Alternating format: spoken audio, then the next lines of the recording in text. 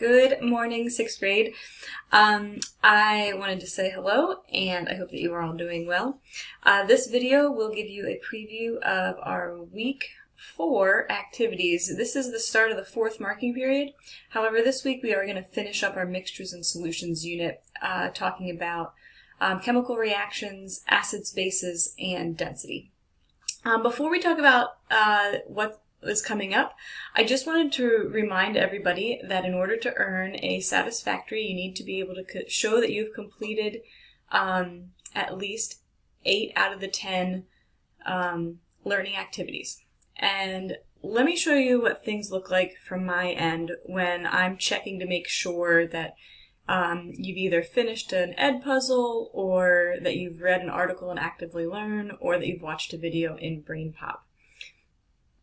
For example, when I go into BrainPop, here's what it looks like.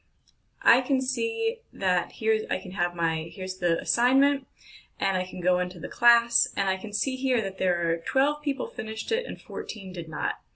And then if I would scroll down, I can see who has finished it and who hasn't. Make sure that you're watching the videos to the end, or it won't show that you've actually finished it. In Actively Learn, you can see that it tells me how many minutes you've spent on an article, and it also tells me if you got questions right or wrong. So please keep in mind that when you are doing your assignments, however you keep yourself organized, when you look at the assignments and it says watch 3 videos, make sure that you've actually watched the 3 videos. If it says read the 4 articles, make sure you actually read the 4 articles. When I read an article in Actively Learn, it generally takes me between 3 and 5 minutes. I know the content, and it's not something that I have to concentrate a lot on, so I'm assuming it's going to take you a little bit longer. But it should take still way less time than what we would be doing if we were doing everything in class. When you are completing your assignments, and even like the ed puzzle videos, again, you need to watch it in its entirety, and there will always be questions to answer. So if it shows that if you don't find out how many questions you got right and wrong at the end, it won't count as being finished, and I can't give you credit for that.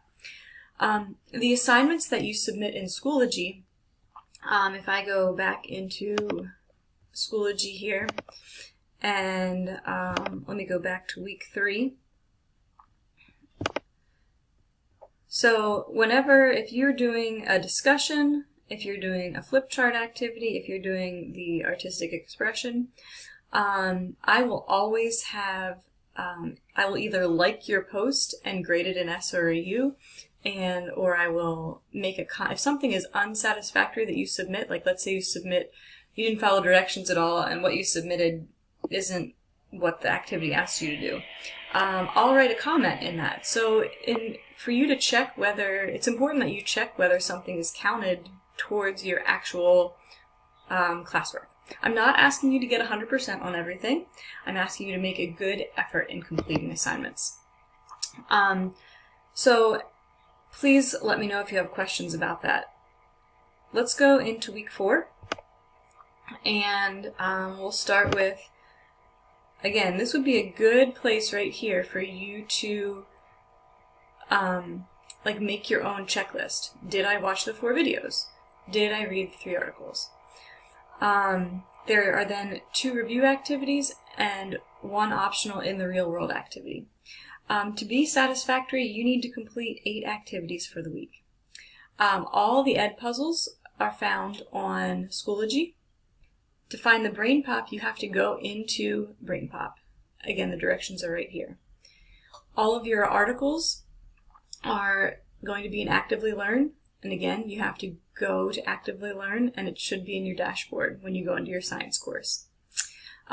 Your 3 activities, again, these are very similar. You've got a Schoology discussion. Your Flipgrid activity, there's 2 options, so one video or video 1 or video 2. And you have your artistic expression. Again, please make sure you submit the things on Schoology to get credit for them. And then our last activity for this week is finding your own chemistry experiment.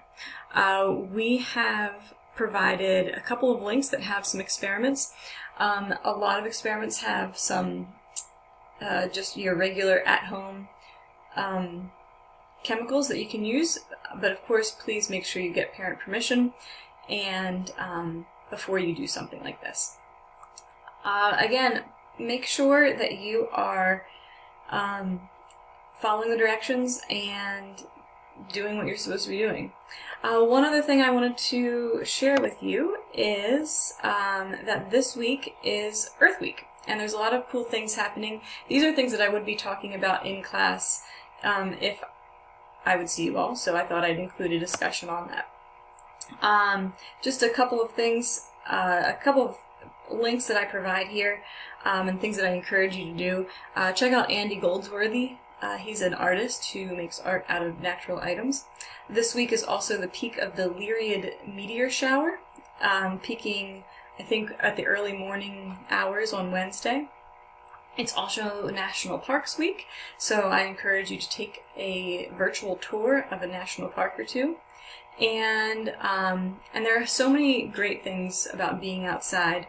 I would encourage you to take a look at the things that are blooming and growing in your own backyard and take some up-close photos or make your own field journal. A field journal tells all of the things that are in one area with pictures and a description. So those are some outside activities I would love for you to partake in. So if you have any questions, as always, email. Be safe, wash your hands, and we'll have our weekly Zoom session on Friday at 2, like normal. Have a great week.